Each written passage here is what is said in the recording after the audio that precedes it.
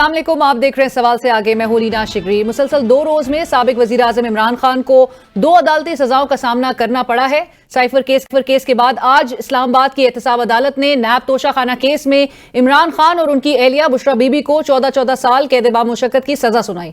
इसके साथ साथ अदालत ने दोनों मुल्जिमान को मजमूई तौर पर 1 अरब 57 करोड़ 40 लाख रुपए जुर्माना भी किया है। अदालती फैसले के मुताबिक इमरान खान और बुशरा बीबी 10 साल के लिए अवामी ओहदा नहीं रख सकेंगे और नाअहल तस्वर होंगे। दिलचस्प बात यह है कि नैब तोशाखाना केस में इमरान खान और उनकी एहलिया पर 9 जनवरी को फर्द जुर्म आयद की गई और 31 जनवरी को यानी आज के दिन उन्हें सजा सुना दी गई।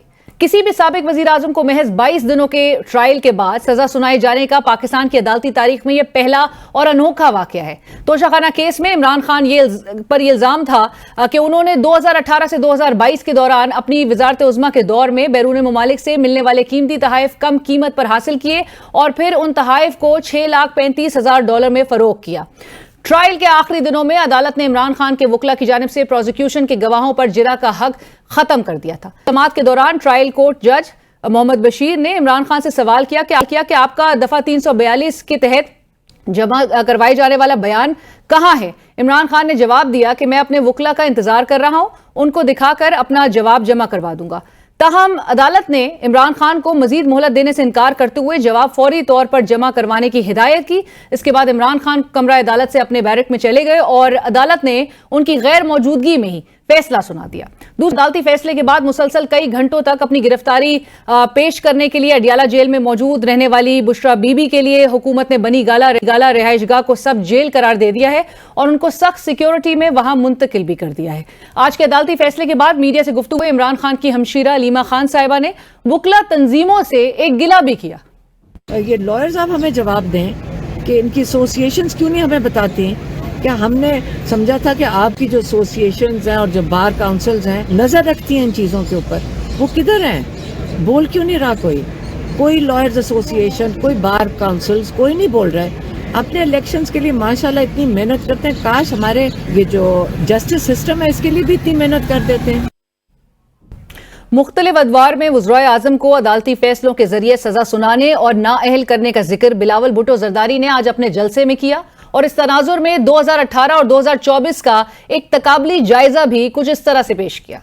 इलेक्शंस की तरफ जा रहे हैं। जो इससे पहले वजीर आजम था वो इलेक्शन नहीं लड़ सकता। 2018 में तब कभी भी वजीर आजम को मौका नहीं मिला कि वो इलेक्शन लड़ सके। उनके मुखालिफ जश्न मना रहे थे। साहब आपका वजीर आजम था, नाअहल किया गया, वक्त के मुखालिफ जश्न मना रहे थे। आज या पाकिस्तान पीपल्स पार्टी के जियाले जश्न तो नहीं मना रहे, इसलिए हम जमहूरी पसंद लोग हैं।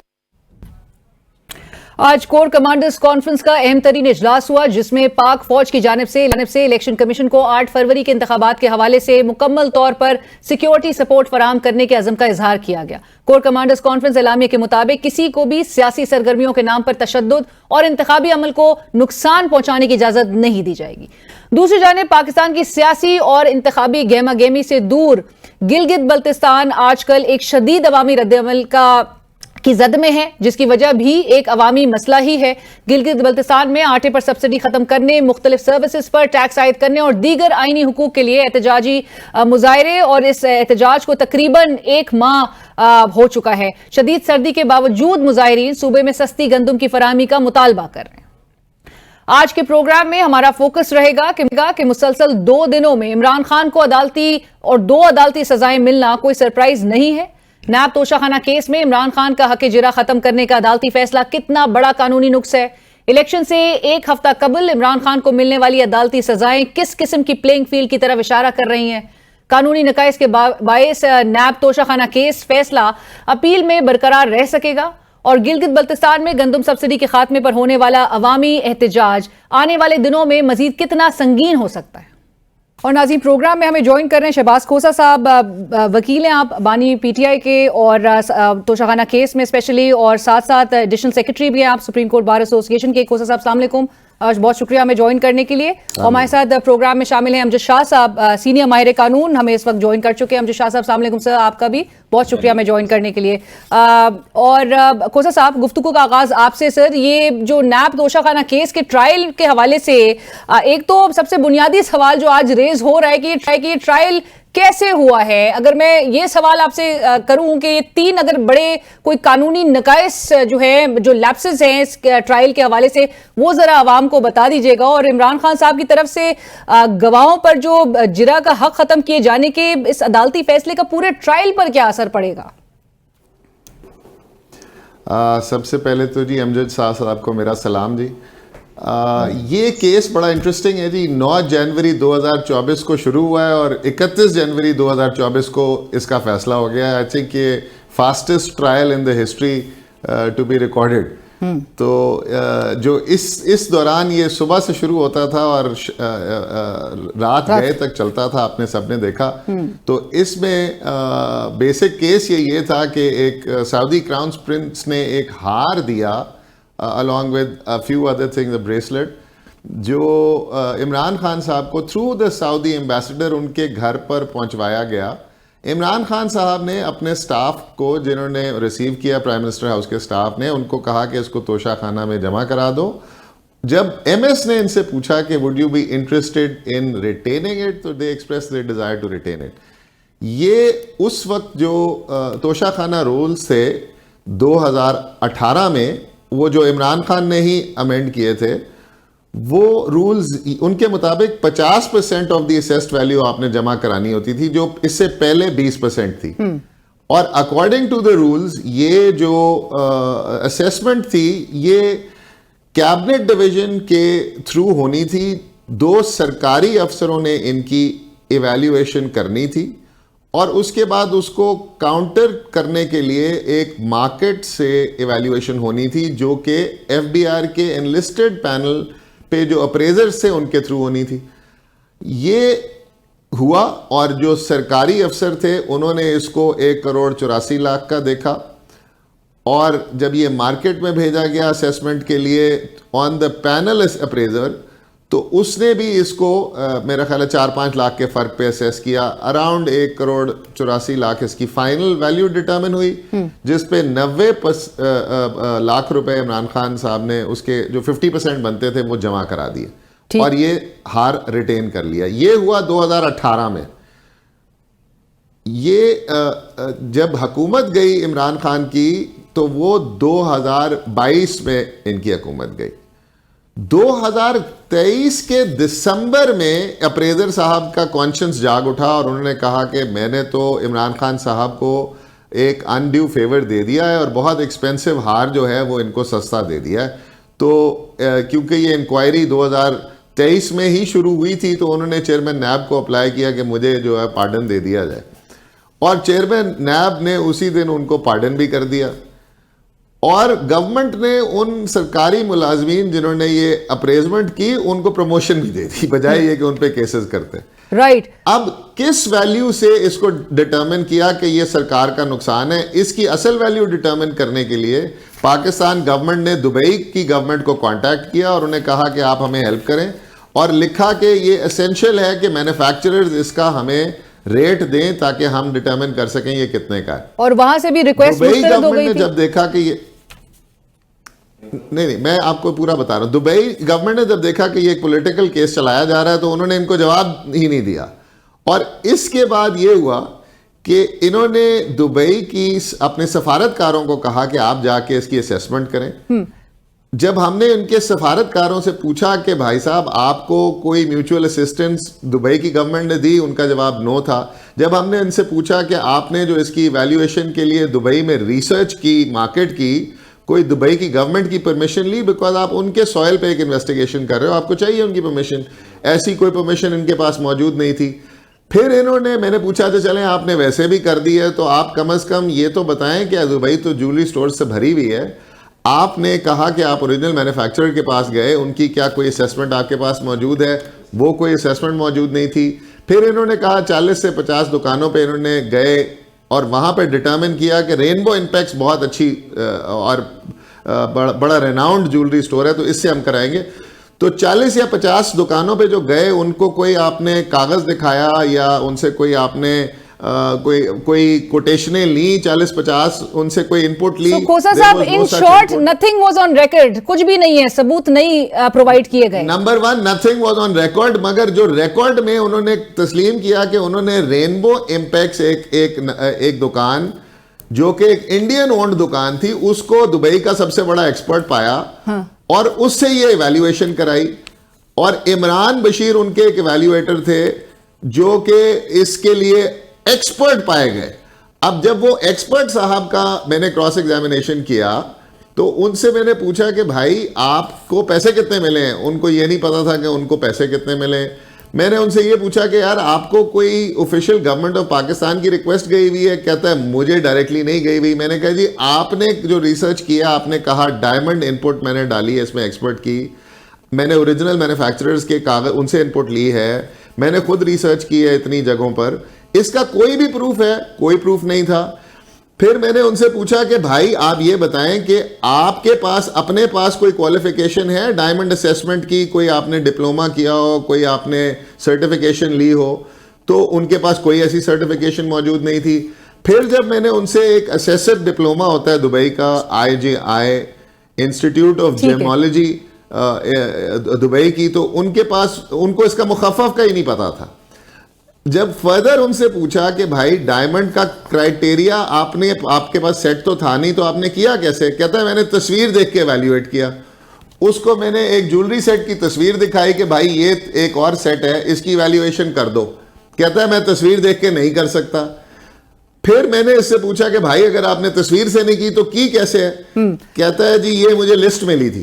اچھا, لسٹ میں جو اس بھائی صاحب نے کی ہوئی تھی وہ ڈائمنڈ کی کیریٹیج کی جگہ گرام میں وزن ڈائمنڈ کا لکھا ہوا تھا. رائٹ. میں کھوسا صاحب مجھے اجازت دیجئے, میں امجد شاہ صاحب سر ایک منٹ پھر ان سے اگلا سوال ان سے یہ پوچھا میں نے کہ بھائی آپ کی کوالیفیکیشن کیا ہے؟ کہتا ہے میں انٹر پاس ہوں, میری 3400 درہم تنخواہ ہے, میں پارٹ ٹائم ایک سپیئر پارٹ کی دکان میں کام کرتا ہوں.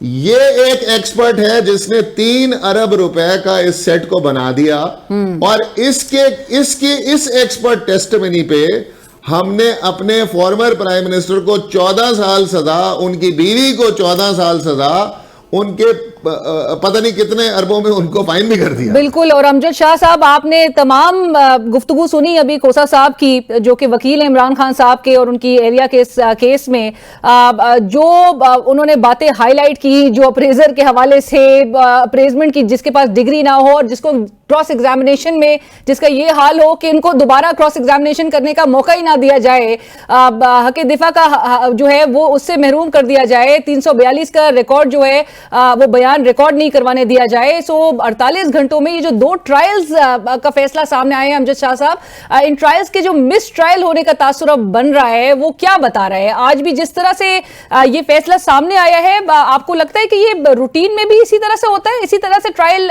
چلایا جاتا ہے؟ وزیر اعظموں کا تو اسی طرح ہی چلایا جاتا ہے. کھوسا صاحب نے جو fastest trial in the history وہ کہہ رہے ہیں. نہیں, میں آپ کو بتاؤں نا کہ جو جتنے بھی پاکستان کے وزیر اعظموں کو سزا ہوئی ہے ان کو اسی طرح ہی ہوئی ہے, فاسٹسٹ ٹرائل میں ہی ہوئی ہے. اور جو ایویڈنس, اب آپ نے کھوسا صاحب کی بات سن لی, اور اس ایویڈنس کی بنیاد پہ سزا ہو جانا حیرت انگیز ہے. اور اس سے پہلے بھی آپ نواز شریف صاحب کا دیکھیں, آپ بھٹو صاحب کا دیکھیں, یا اس سے پہلے ایوب خان صاحب کے دور میں بہت سارے سیاستدانوں کو نائل قرار دے دیا تھا, وہ ایبڈو کا جو قانون تھا. تو اس قسم کے جتنے بھی ہمارا بہت بڑی بدنصیبی ہے کہ ہمارے جو طاقتور حلقے ہیں وہ جس وقت کسی کے خلاف ہو جاتے ہیں تو ہماری عدلیہ, ہماری انتظامیہ یا ہمارے جو باقی سول ادارے ہیں وہ ان کے سامنے بہت کمزور پڑ جاتے ہیں. اور یہی ہماری بدنصیبی ہے کہ ہم اپنا ضمیر جو ہے ہم اس کو نہیں دیکھتے, اور ہم جسے کہتے ہیں نا کہ سرکاری ملازم بن جاتے ہیں سارے, کہ بس سرکار نے جو کہہ دیا بس وہی ہوگا. تو یہی ہماری بدنصیبی ہے کہ ہمارے لوگ اگر کھڑے ہو جائیں, ایک جج اگر کھڑا ہو جائے نا تو سب کے لیے مسئلہ بن جاتا ہے کہ او جی اب یہ کیا ہوگا, او جی ہمارے تو 2 سال کی محنت ضائع ہو جائے گی. تو یہی ہماری بدنصیبی شروع سے چل رہی ہے.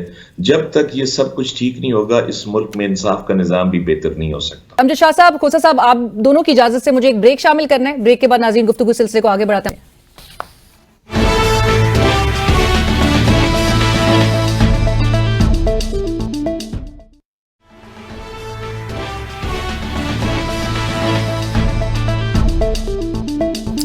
ناظرین ویلکم بیک. کھوسا صاحب, نیب کی ایک رپورٹ منظر عام پر آئی ہے جس کے مطابق پاکستان میں توشہ خانہ تحائف کا جو صحیح تخمینہ لگانے کا نظام ہے وہ پاکستان میں سرے سے موجود ہی نہ ہونے کا انکشاف جو ہے اس رپورٹ میں سامنے آیا ہے. اور یہ بھی بتایا گیا ہے کہ ایف بی آر اور جو کلیکٹریٹ آف کسٹمز ہیں انہوں نے سعودی ولی عہد کی جانب سے دیے گئے جو تحائف ہیں اس کی اصل قیمت لگانے سے معذوری کا اظہار بھی کیا تھا. تو پھر توشہ خانہ کیس میں یہ فیصلہ کیسے ہو گیا کہ اتنی مالیت کے تحائف تھے اور اتنی قیمت ادا ہوئی؟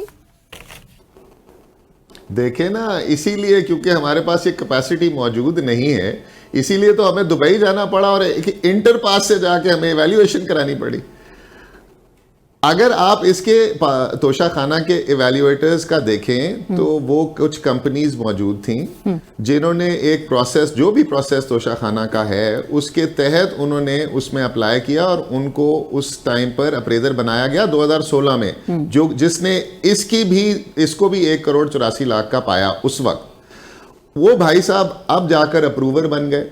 اچھا, اور اپنے بڑے انٹرسٹنگلی اپنے بیان میں کہتے ہیں کہ مجھے رشوت تو نہیں دی گئی مگر مجھے لگا یہ کہ اگر میں اس کی اسیسمنٹ کم نہیں کروں گا تو مجھے پینل سے اتار دیا جائے گا. اب مجھے اس کو کراس ایگزامن کرنے کا رائٹ نہیں دیا گیا, نہیں تو میں پوچھتا کہ یار آپ تو توشہ خانہ میں اپریزر ہو, توشہ خانہ میں تو سارے انفلوئنشل لوگ ہی گفٹ لے سکتے ہیں نا, یا چیف جسٹس بھی توشہ خانہ سے لے سکتے ہیں, چیف آف آرمی اسٹاف بھی توشہ خانہ سے گفٹ لے سکتے ہیں.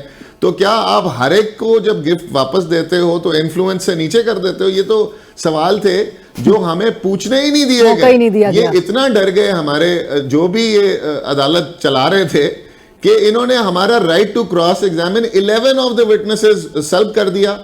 ہمارا یہاں تک کہ کل صبح 4:30 بجے تک ہم لوگ علی ظفر صاحب کے گھر میں بیٹھا ہوا تھا اور ہم تیاری کرتے رہے اس میں, اور ہم نے 342 کا بیان تیار کیا. آج ہم عدالت کے رستے میں تھے تو انہوں نے سزا سنا دی without taking the statement of the accused on under 342 and without the closing arguments.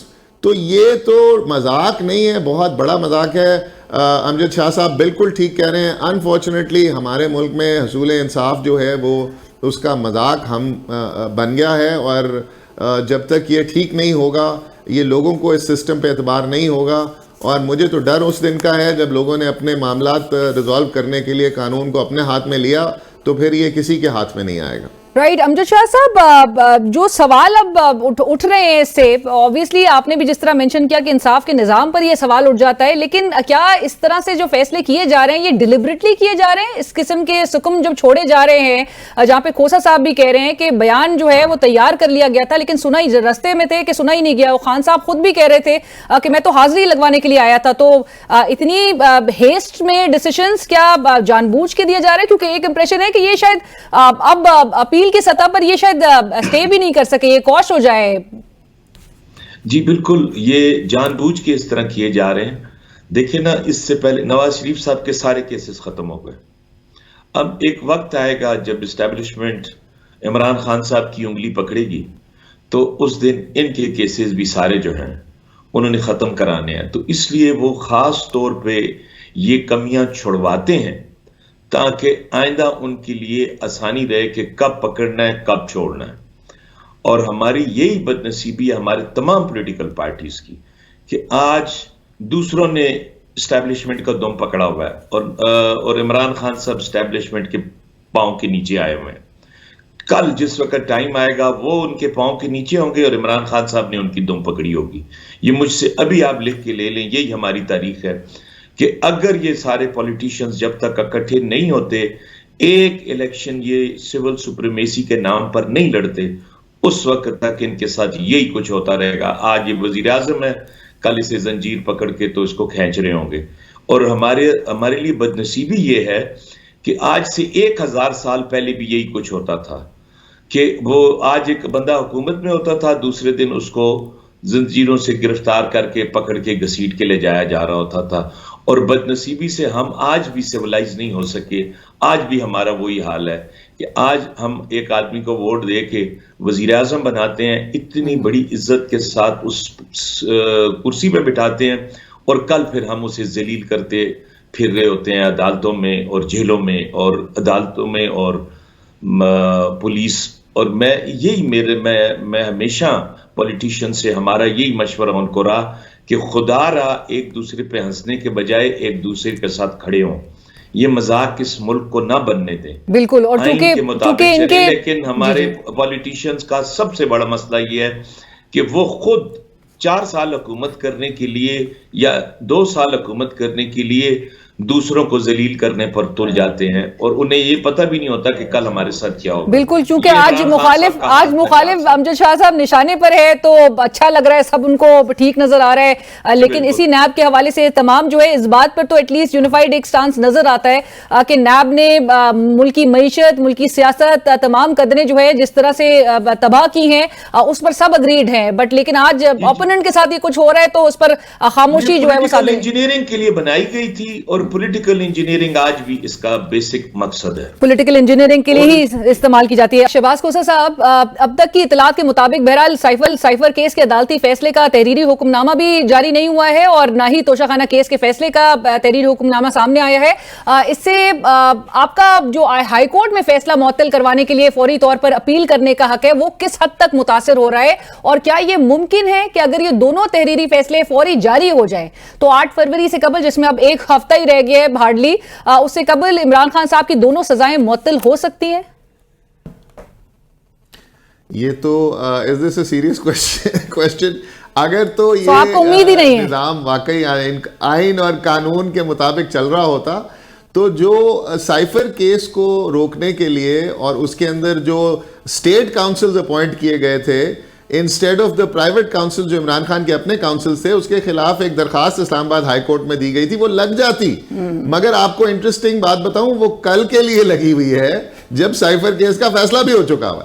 سو یہاں پہ تو پورے کا پورا انصاف کا نظام اتنی بری طرح سے بے نقاب ہوا ہے کہ ہمیں بھی شرم آتی ہے لوگوں کو اس کو جسٹیفائی کرتے ہوئے، اور کوئی پردہ ہی رکھ لیا جاتا ہے. مگر انفارچونیٹلی اس وقت بہت برا حال ہے، اور یہ جب تک امجد صاحب کی بات بالکل ٹھیک ہے، جب تک یہ سارے اکٹھے نہیں بیٹھیں گے اور جب تک ہمارے ادارے یہ نہیں سوچیں گے کہ انہوں نے اپنے دائروں میں رہ کر کام کرنا ہے، تو یہ ملک آگے نہیں بڑھ سکے گا. انفارچونیٹلی میں جب کالج جاتا ہوتا تھا تو ہم انڈیا سے بہت آگے تھے، آج ہم انڈیا سے بہت پیچھے ہیں، کسی کمپیریزن میں ہی نہیں. ہم سے بنگلہ دیش سارے ریجنل پلیئرز ہم سے بہت آگے ہیں. بالکل بالکل. امجد شاہ ہمارے سے تو افغانستان سری لنکا تک آگے نکل گئے. اگر یہی کرتے رہے ہم تو پھر اللہ معاف کرے، we will not be one of the worst, we will be the worst country. Right. So Kausar صاحب، آلدو کہ وہ ایک سیریس سوال تھا آپ سے، لیکن آپ نے کہا کہ اور آپ کی بات سے اخذ یہ کیا جا سکتا ہے کہ امید نہیں کی جا رہی کہ تحریری حکم نامہ بھی ٹائملی سامنے آئے گا، لہٰذا جو اپیل تک لے جانے کا یہ جو معاملہ ہے اس کا انتظار ہی کیا جا رہا ہے. امجد شاہ صاحب، علیمہ خان صاحبہ نے آج یہ گلہ کیا ہے کہ سائفر اور توشہ خانہ کیس کے فیصلوں پر بار ایسوسی ایشنز اور بار کاؤنسلز خاموش کیوں ہیں؟ آپ جو ہے وہ ان کے سٹانس سے یا گلے سے اتفاق کرتے ہیں؟ دیکھیں، بار کاؤنسلز اور بار ایسوسی ایشنز، ہم ہمیشہ چاہے وہ کسی بھی پولیٹیکل لیڈر کے خلاف کوئی فیصلہ ہوا ہے تو ہم نے اس کو، جو سیاسی کیسز تھے اس میں ہم نے اس کو کنڈیم کیا ہے. لیکن ہم یہ سمجھتے ہیں، بدنصیبی ہے ہماری کہ ہمارے جو پولیٹیکل پارٹیز ہیں، جس وقت بھی ہم نے کسی ایک معاملے پہ بات کی تو دوسروں نے کہا جی انہوں نے دوسروں سے رشوت لے لی ہے، یہ دوسروں کے ساتھ مل گئے ہیں، یہ دوسروں کی بات کر رہے ہیں. ہم نے ہمیشہ مظلوم کی بات کی ہے. اس وقت ٹھیک ہے عمران خان صاحب مظلوم ہیں، لیکن 4 سال پہلے دوسرے مظلوم تھے، ہم بات کرتے تھے تو یہ اس وقت یہ بات ماننے کو تیار نہیں تھے. ہم نے کتنی دفعہ عمران خان صاحب کو کہا، میں بتاؤں آپ کو 2019 میں وائس چیئرمین تھا، عمران خان صاحب کو ہم نے خط لکھا کہ ہم ایکسپیڈیشس ڈسپنسیشن آف جسٹس کے حوالے سے بار بیٹھنا چاہتی ہے اور عدلیہ بھی چاہتی ہے کہ یہ ہم اس پہ کوئی کام کریں، لیکن عمران خان صاحب نے جواب نہیں دیا. پھر ہم نے ان کو باجوہ صاحب کی ایکسٹینشن پہ ہم نے اپوز کیا. انہوں نے کہا کہ آپ وکیل کون ہوتے ہیں یہ بات کرنے والے کہ کون ہوگا نہیں ہوگا, اور انہوں نے ان کو ایکسٹینشن دی. بعد میں یہ روئے. انہوں نے فائز عیسیٰ صاحب کے خلاف ریفرنس فائل کیا. ہم نے کہا غلط کر رہے ہیں آپ نہ کریں, یہ نہیں مانے. اس کے بعد یہ روئے کہ جی واقعی بار ٹھیک کہتی تھی. بار کا ہمیشہ سٹانس جو تھا, پولیٹیکل پارٹیز جو حکومت میں ہوتی ہیں انہوں نے کبھی نہیں مانا, اور جو اپوزیشن میں ہوتی ہیں وہ بیچارے روتے رہتے ہیں کہ ہاں جی آپ نے ٹھیک کہا ہے. جو ہی حکومت میں آتے ہیں پھر وہ بدل جاتے ہیں. تو اس وجہ سے بار نے یہ نہیں ہے کہ حلیمہ خان صاحبہ جس طرح کہتی ہیں ہم کنڈیم کرتے ہیں, لیکن حلیمہ خان صاحب کا خواہش شاید یہ ہے کہ ہم باہر نکلیں, روڈ پہ نکلیں ان کے لیے. تو ایسا بار اس وقت اس پوزیشن میں نہیں ہے کہ وہ کسی بھی پولیٹیکل پارٹی کے لیے, چاہے وہ نون لیگ ہو, چاہے پیپل پارٹی ہو, چاہے وہ پی ٹی آئی ہو, اس کے لیے ہم روڈ پہ نکلیں.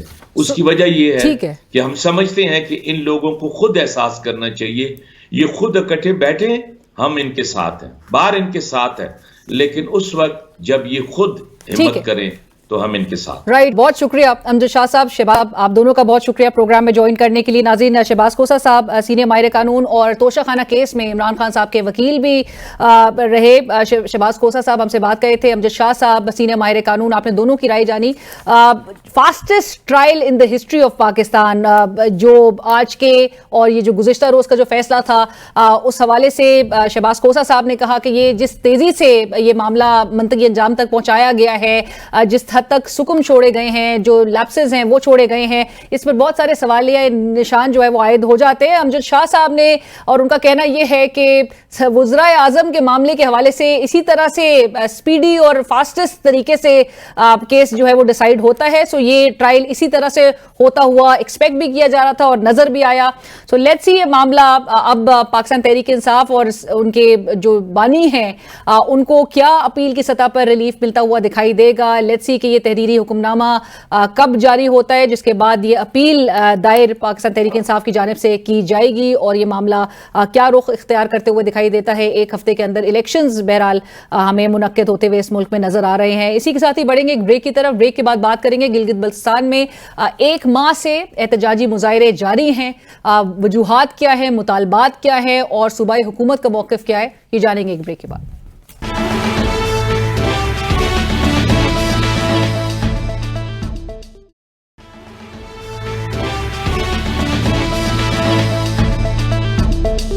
اور ناظرین, بریک کے بعد بات کریں گے گلگت بلتستان میں آٹے پر سبسڈی ختم کرنے, مختلف سروسز پر ٹیکس عائد کرنے اور دیگر آئینی حقوق کے لیے تقریباً 1 ماہ سے جاری احتجاج اب پہیہ جام شٹر ڈاؤن ہڑتال کی صورت اختیار کر گیا ہے. لوگ بنیادی اشیاء کی قیمتوں میں اضافے پر احتجاج کر رہے ہیں. اطلاعات کے مطابق حکومت نے گندم کی قیمتوں میں اضافہ کیا ہے اور گندم کی فی کلو قیمت 20 سے 36 روپے کر دی گئی ہے. مزید کیا شکایات ہیں, کیونکہ صوبائی حکومت کا بھی موقف سامنے آ رہا ہے, اس حوالے سے ہمیں تازہ ترین صورتحال سے وہاں کی اپڈیٹ کریں گی ABN نیوز کی نمائندہ کرن قاسم صاحبہ. کرن, السلام علیکم, بہت شکریہ ہمیں جوائن کرنے کے لیے. کرن, سب سے پہلے تو یہ بتائیے گا, یہ جو 30 روز, آج 30واں روز ہے اس احتجاجی مظاہروں کا, اور پورے گلگت بلتستان میں یہ مظاہرے کیے جا رہے ہیں. گندم سبسڈی کا خاتمہ, قیمتوں میں اضافہ اور فائنانس ایکٹ کی بات کی جائے یا دیگر شکایات ہیں کیا اس وقت کرنٹ صورتحال, اور کیا کیا مطالبات کیے جا رہے ہیں احتجاجی مظاہرین کی جانب سے؟ بہت شکریہ امینا جی آپ کا اور آپ کی ٹیم کا. گلگت بلتستان میں جو گندم سبسڈی کے حوالے سے جو باتیں چل رہی تھی, جو احتجاج چل رہا تھا, وہ 1 ماہ سے تو گلگت بلتستان کے ہر ڈسٹرکٹ میں احتجاج ہو رہا تھا. 1 ماہ کے اندر اب 1 جنوری سے جب گندم کے سبسڈی کے قیمتوں میں جب اضافے کا نوٹیفیکیشن جاری ہوا حکومت کے جانب سے, تو ہر اضلاع میں اپنے اپنے علاقوں میں, اپنے اپنے گاؤں لیول پہ جو عوام ہے, عوامی ایکشن کمیٹی کے کال پر وہ احتجاج کر رہے تھے, اور انہوں نے جو گندم کے قیمتوں میں جو اضافے کا نوٹیفیکیشن تھا وہ مسترد کر دیا تھا, جس کی وجہ سے احتجاج کا دائرہ کار آہستہ آہستہ وسیع ہوتا گیا. اور پھر گلگت بلتستان میں اور خاص کر گلگت شہر میں اتحاد چوک کے مقام پر عوامی ایکشن کمیٹی کے کال پر پھر دھرنا دیا گیا, اور پھر انجمن تاجران, ہوٹل ایسوسیشن اور ان ساروں نے مل کر گلگت بلتستان میں شٹر ڈاؤن ہڑتال کے ساتھ پہیہ جام ہڑتال کی انہوں نے کال دی. तो 3 दिन तक पहिया जाम हड़ताल और उसके साथ शटर डाउन हड़ताल रहा। और उसके बाद फिर जब नगर से यासीन से जिला गिजर के मुख्तलिफ इलाकों से जब अवाम का एहतजाज गिलगित शहर की जानिब निकला और उसके बाद फिर हुकूमत ने नोटिफिकेशन गंदम की कीमतों को कम करने का नोटिफिकेशन हुकूमत ने 2 दिन पहले जारी किया है। ठीक, राइट। लेकिन किरण ये बताइएगा कि इस वक्त आटे की सप्लाई की क्या सूरत हाल है, वो दस्तयाब है, मिल रहा है लोगों को? जी, आटे की सप्लाई तो मिल रही है, आटा दस्तयाब है, आवाम को आटा मिल रहा है। लेकिन हुकूमत ने जो वादा किया था कि गंदम की कीमतों में इजाफे के साथ आवाम को आटे के मिकदार में भी इजाफा किया जाएगा, क्योंकि आपको पता है कि इस वक्त पूरा मुल्क क्राइसिस में है, महंगाई उरूज पर है और जिसकी वजह से गिलगित बल्तिस्तान में भी गंदम की कीमतों में जो इजाफा किया गया था ये हुकूमत ने मजबूरी की सूरत में किया था। क्योंकि कीमतें जो है पेट्रोलियम मसनूआत की कीमतें भी हाई हो चुकी थी और फिर फेडरल की जानिब से गिलगित बल्तिस्तान गवर्नमेंट को इग्नोर किया जा रहा था, उनको ग्रांट नहीं दिया जा रहा था। कई बार सूबाई गवर्नमेंट की जानिब से फेडरल गवर्नमेंट के साथ मुलाकातें की, उनको इन्फॉर्म किया गया कि गिलगित बल्तिस्तान में गंदम का क्राइसिस बढ़ रहा है तो आप हमारी मदद करें। तो लास्ट टाइम वज़ीर आला गिलगित बल्तिस्तान की वहां पे जो निगरान जो मिनिस्टर हैं फूड के, उनसे मुलाकात हुई तो ये अज़म का इजहार उन्होंने किया था कि गिलगित बल्तिस्तान में हम गंदम के जो सब्सिडी है, कोटा जो है वो बढ़ाएंगे और आटे का मिकदार भी हम बढ़ाएंगे और उसके साथ आटे की क्वालिटी को भी हम बेहतर बनाएंगे। ठीक ठीक, लेकिन किरण मुझे ये भी बताएं, अब क्योंकि सूबाई हुकूमत के एहतजाजी मुजाहिरीन हैं, उनके साथ मुज़ाकरात की भी खबरें बड़ी गर्म हैं कि मुज़ाकरात हो रहे हैं, लेकिन मुज़ाकरात किस हद तक नतीजा खेज साबित होंगे, इसका कोई इम्कान है? जी बिल्कुल, हुकूमत के जानिब से मुज़ाकराती टीम रात गए तक अवामी एक्शन कमेटी के साथ उनके मुज़ाकरात रहे और फिर मुज़ाकरात होते काफी चीजों पे उनकी पेशरफ्त हुई, क्योंकि जो दिगर मुतालबात हैं। अच्छा, पेशरफ्त हो रही है, क्योंकि अवामी एक्शन कमेटी का जो मौक़िफ़ सामने आ रहा है वो यही है कि वो तो बिल्कुल इसको मौजूदा जो हुकूमतें हैं उसको नाकाम तस्वर कर रही हैं, चाहे वो फेडरल लेवल पे हो चाहे वो सूबाई सतह पे हो। वो कह रहे हैं कि हमारे हुकूक हमें दिलवाने में नाकाम साबित हुई हैं। जाहिर है हुकूमत गिलगित बल्तिस्तान में इस वक्त हाजी गुलबर खान की गवर्नमेंट है, उसकी काबीना यहाँ पे मौजूद है। जाहिर है मुज़ाकरात तो उन्होंने उसी के साथ ही करने हैं, किसी और के साथ वो मुज़ाकरात नहीं कर सकते हैं, ना ही कोई और उनके इस मसले को हल कर सकता है। एक गवर्नमेंट बनी हुई है, अवाम ने मुंतखब किया है गवर्नमेंट को, तो उन्होंने ही मुज़ाकरात करना है, उन्होंने ही मसाइल हल करना है। अगर हुकूमत बेख्तियार होती, वो हकूक फराहम नहीं कर सकती, तो गंदम का नोटिफिकेशन वापस कैसे लिया हुकूमत ने? जाहिर है हुकूमत बाइख्तियार है, उनके पास इख्तियारात है, वो काम कर सकते हैं अवामी हकूक के लिए। तो उन्होंने गंदम का जो नोटिफिकेशन जो इजाफे किया था उन्होंने रेट का, वो वापस उन्होंने रिवर्स किया और गंदम की कीमतें वापस 2023 वाले उस पोजीशन में आ गए हैं। बाकी जो उनका जो नुकात है, जो 14 नुकाती एजेंडा है, वो रातों रात हल होने वाले नहीं है। उनके साथ भी उन्होंने कहा है कि आप हम एक कमेटी बनाएंगे हुकूमती लेवल पे, उस कमेटी में अवामी एक्शन कमेटी के नुमाइंदे भी शामिल होंगे और इस पे हम आहिस्ता आहिस्ता काम करेंगे हमें कहाँ क्या काम करना है। टैक्सेस की बात हो रही है कि टैक्सेस का खात्मा होना चाहिए, लेकिन कल जब हुकूमती नुमाइंदों की जो प्रेस कॉन्फ्रेंस थे उसमें उन्होंने साफ और वाज़ेह अल्फाज में कहा कि गिलगित बल्तिस्तान के अवाम पे कोई टैक्स नहीं लगा है। अगर कहीं पे टैक्स लगा है तो हम अपनी सियासत छोड़ने के लिए तैयार हैं। बहुत बहुत शुक्रिया किरण, हमें सूरत हाल से आगाह करी थी एबीएन न्यूज़ गिलगित बल्तिस्तान की नुमाइंदा, और इस वक्त एहतजाजी जो मुजाहिरे की सूरत हाल है उससे आपको अपडेट कर रही थी। इस वक्त हम वेरी ऑनर्ड हमें ज्वाइन करें साबिक वज़ीर आला गिलगित बल्तिस्तान जनाब खालिद खुर्शीद साहब। खालिद साहब अस्सलाम वालेकुम सर, बहुत शुक्रिया हमारे लिए वक्त निकालने के लिए। खालिद साहब, सबसे पहले तो आप चूंकि देख भी रहे हैं आपके सूबे में 30 रोज से ये एहतजाजी मुजाहिरे प्रोटेस्ट जारी हैं और जो मुतालबात के हक में लोग सरापा एहतजाज हैं, अब तक चूंकि ये रिजॉल्व नहीं हो सका है, लेकिन ये एहतजाज खालिद साहब बुनियादी तौर पे तो ये बात रेज की जा रही है कि ये इतनी शिद्दत आखिर कैसे अख्तियार कर गया और मुजाहिरीन के दीगर मुतालबात भी हैं तो उनको आज क्यों उठाने पड़ रहे हैं? ये इशू क्या आपके दौरे वजारत में भी मौजूद थे? देखें, गिलगित बल्तिस्तान में जो एक एहसास महरूमी तो बहुत अरसे से पाई जाती है और उसकी जो बुनियादी वजह है कि इसको कश्मीर के इशू के साथ लिंक किया गया हुआ, اور اس وجہ سے اس کو آئینی دھارے میں نہیں لے گئے، اور آئینی دھارے میں نہ آنے کی وجہ سے اس کی اس طرح کی پروٹیکشن نہیں ہے جس طرح باقی 4 صوبوں کی ہے. اسی وجہ سے بجٹ کے بڑے ایشوز ہیں، این ایف سی میں شامل نہیں ہے. تو جس طریقے سے پاکستان کی اکانومی میں دوسرے خطے کنٹریبیوٹ کر کے اپنا شیئر لے کے جاتے ہیں، تو گلگت بلتستان اس سے ہمیشہ سے محروم ہے.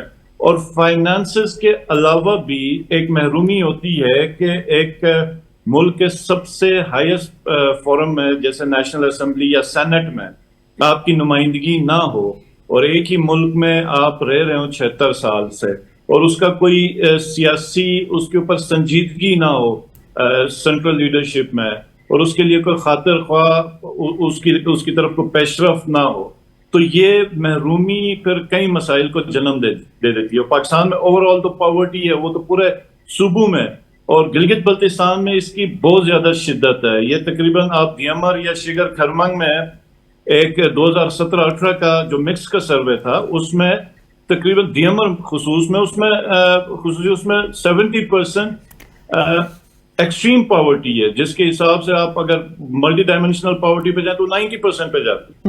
یہاں پر پرائیویٹ سیکٹر نہیں ہے، اور پھر جب آپ دیکھ لیں کہ غربت ہو تو اور بھی بڑے مسائل ہوتے.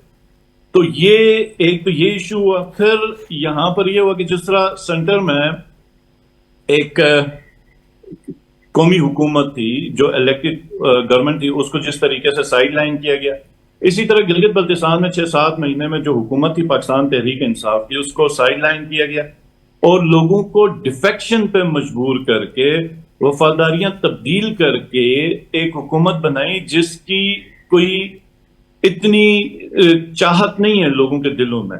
تو وہ پھر یہ مسئلے بیٹھ کے ان کے ساتھ سلجھا بھی نہیں سکی، اور انہوں نے بہت زیادہ غیر ذمہ داری کا مظاہرہ بھی کیا. جو آپ خود گلگت بلتستان سے ہیں، جرنلزم سے آپ کا تعلق ہے، آپ کو پتا ہوگا کہ گلگت بلتستان کا سب سے بڑا ایشو ایک ہمیشہ سے جو لوگ نکلتے ہیں وہ سبسڈی پہ نکلتے ہیں، گندم. بالکل. تو انہوں نے گندم کی سبسڈی پہ پرائسز جو انہانس کی، اس سے پہلے کسی بھی سٹیک ہولڈر کو آن بورڈ نہیں لیا، ان سے مشاورت نہیں کی، اور ایک دم 5000 کا فیصلہ کیا، اور اس کے بعد پھر اس کو وڈرا کیا. اب جب گندم کی پرائسز بڑھ گئیں تو ہر ریجن سے لوگ آئے، اور اس کے اندر ہر جو طبقہ آ رہا تھا یا کوئی گروپ آ رہا تھا، انہوں نے اپنے اپنے مطالبات بھی رکھ دیے تھے.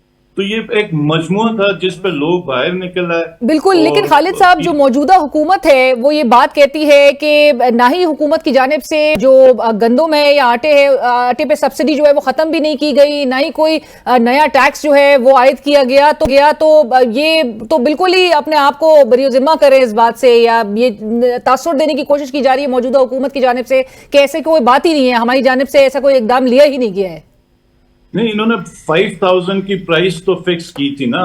گندم کی سبسڈی بے شک ختم نہیں کی تھی، لیکن جو سیل پرائس تھی وہ جو 2000 روپے ہمارے ٹائم کے اوپر تھی، اس کو انہوں نے 5000 کیا تھا. اور وہ 5000 کرنے کے بعد اس کو جو 2 دن پہلے انہوں نے مذاکرات کیے، اس کو ریورس کیا، اس نوٹیفیکیشن کو وڈرا کیا، جس کی وجہ سے کافی حد تک جو لوگ آئے تھے وہ واپس چلے گئے.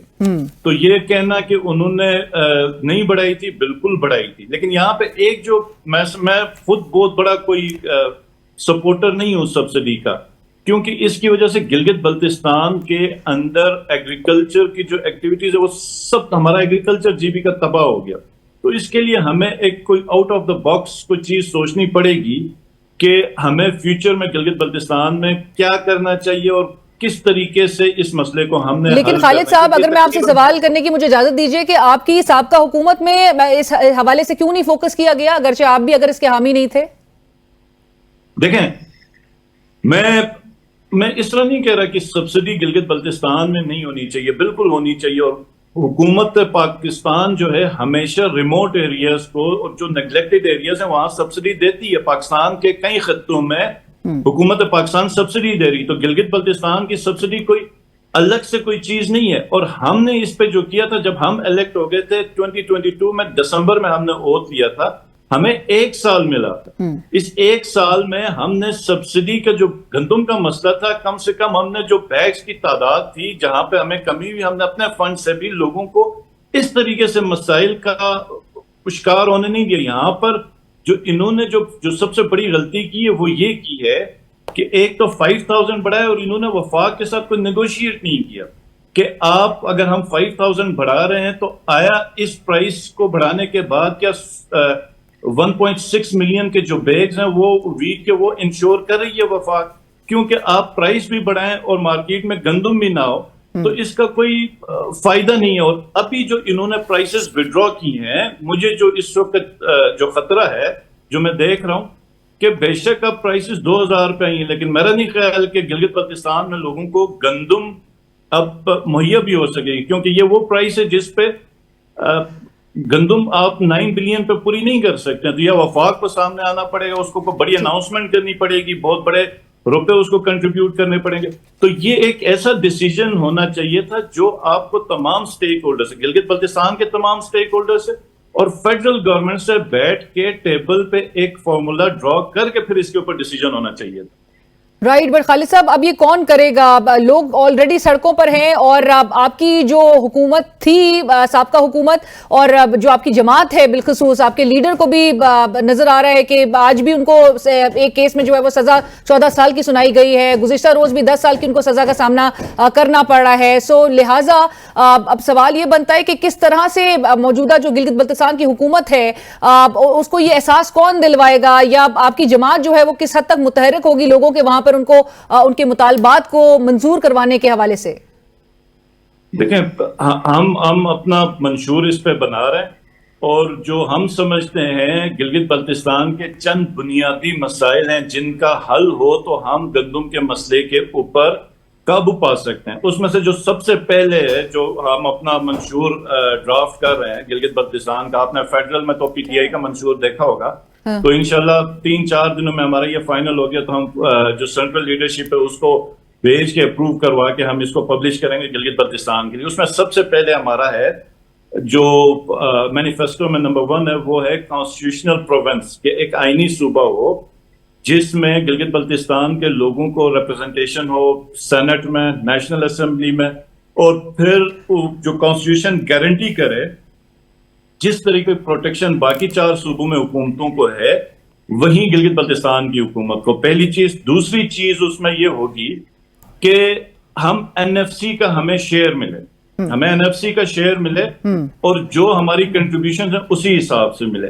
آپ کو یہ میں بتاؤں کہ اگر این ایف سی میں ہم چلے جاتے ہیں تو اس وقت جو ہمیں 62 بلین روپیز ملتے ہیں وہ ہمیں 140 بلین 140 بلین پر، تو ہمیں وفاق سے تو سبسڈی کی ضرورت ہی نہیں ہے. اگر 15-20 ارب روپے گندم کی سبسڈی کی وہ تو ہم خود کر سکتے ہیں. تو آپ ایک ایسے صوبے کے جو سب سے ریموٹ ایریا ہے وہاں پر آپ جو اگر یہ کانسٹیٹیوشنل پروونس ہوتا تو اس کو 140 ارب روپے ملنے تھے. اور خالد صاحب قطع کلامی کی معافی، لیکن کیا ہی بہتر ہوتا کہ جب آپ کی حکومت سینٹر میں بھی تھی، پاکستان تحریک انصاف کی حکومت تھی، تو یہ تمام جو اور مطالبات بالکل جائز ہیں صوبے کی حد تک، ان کو منوا بھی لیا جاتا. ہمیں بتایا جاتا تھا کہ ڈرافٹ بھی تیار ہو گیا، آئینی سٹیٹس کے بھی حوالے سے اس کو پروویژنل سٹیٹس دیا جائے گا، لیکن وہ تمام چیزیں ایگزیکیوشن کی طرف نہیں آئی. آپ موجودہ لاسٹ کامنٹ بتائیے گا اپنا کہ موجودہ جو نظام ہے وہ گلگت بلتستان کو اس کے حقوق جو ہیں وہ فراہم کرنے میں آپ کے خیال میں ناکام رہا ہے یا نہیں؟ بالکل ناکام رہے، لیکن آپ نے مجھ سے سوال پوچھا کہ ہم نے اپنے دور حکومت میں کیا کیا. دیکھیں، ہم جس وقت حکومت میں ہیں تو سب سے پہلے مطلب یہ میری طرف سے تنقید ہوگی کہ جو پچھلی حکومتیں تھیں انہوں نے لوگوں کو آگاہی نہیں دی تھی کہ گلگت بلتستان میں حقوق کے حوالے سے کیا ایکچوئل چیلنجز ہیں. وہی میں آپ کو اس وقت بتانا چاہ رہا ہوں. ہم نے جو کیا، ہم 2020 کے اینڈ میں آئے تھے، 21 کا 1 سال ملا تھا ہمیں خان صاحب کی حکومت میں جب وفاق کی پی ٹی آئی کی حکومت تھی، اور اس کے اندر ہم اپریل 2021 سے کانسٹیٹیوشنل پروونس کے لیے ہم نے اپنی کوششیں شروع کی. آپ گواہ ہوں گی اس کی کہ عمران خان پہلا پرائم منسٹر تھا جس نے اس کا اعلان کیا، کمیٹی بنائی، اس میں اپوزیشن کے ممبرز تھے. اس میں ہمیں زیادہ پرابلم اپوزیشن سے ہی آئی جو کبھی شرط لگاتی تھی کہ تم لوگ اپنی حکومت کی مدت ختم کرو تو ہم اس کو سپورٹ کرتے ہیں، کیونکہ ہم یہ ڈسپیوٹڈ ٹیریٹری ہے تو ہمیں اپنی اسمبلی سے ایک یونینیمس ریزولوشن چاہیے تھی. اس کے اوپر ہمیں اپوزیشن کو کافی کمٹمنٹس کرنی پڑی. لیکن انفارچونیٹلی جس وقت ہمارا ڈرافٹ کمپلیٹ ہو گیا 23 مارچ 2022 کو ہم ٹیبل کرنا چاہ رہے تھے، اس سے پہلے پی ڈی ایم کی حکومت نے عدم اعتماد لے کے ہم دوسرا جو بڑا ایشو ہے ہمارا لینڈ ریفارمز کا ڈرافٹ ہم نے پورا تیار کیا ہوا ہے. अनफॉर्चुनेटली हमें टाइम इस वजह से नहीं मिल सका कि मेरे खिलाफ ही इधर एक अदालती फैसले से हमारी हुकूमत खत्म की गई। आपने अपने जहन में ये रखना है कि हमारी पीटीआई की हुकूमत को गिलगित बल्तिस्तान में 2.5 साल मिले थे, जिसमें से 1 साल वफाक के साथ थी, बाकी 1.5 साल तो वफाक में वो लोग थे जो बिल्कुल पीटीआई के नाम और वजूद से नफरत करते थे। पीडीएम की हुकूमत आ चुकी थी उस वक्त, बिल्कुल सही है। बहुत शुक्रिया खालिद साहब, thank much for joining us sir, बहुत शुक्रिया आपके व्यूज का। साबिक वजीर आला गिलगित बल्तिस्तान जनाब खालिद खुर्शीद साहब हमसे बात कर रहे थे, जिन्होंने इस खदशे का इजहार किया है कि मौजूदा कीमतों पे गंदम की जो फरामी है, दस्तयाबी है, वो तक मुश्किल नजर आ रही है होती हुई। सो लेट्स सी कि किस तरह से ये सिचुएशन को मौजूदा सूबाई हुकूमत इस वक्त काबू पाते हुए आया कि दिखाई देगी कि नहीं। अगरचे मुज़ाकरात मुजाहिरीन के साथ हुकूमती सतह पर जारी हैं, लेकिन उस मुज़ाकरात में अब तक कोई पेशरफ्त ना होना ये बहुत बड़ा कंसर्न है। 30 रोज ऑलरेडी इस एहतजाजी मुजाहरे को जारी रहे हुए नजर आ रहे हैं। लेट्स सी कि आगे ये किस हद तक कंटिन्यूड रहते हैं और किस तरह से ये रिजॉल्व होने की एक शक्ल इख्तियार करते हैं। प्रोग्राम की टीम अलीना शिगरी को इजाजत दीजिए, अल्लाह हाफिज।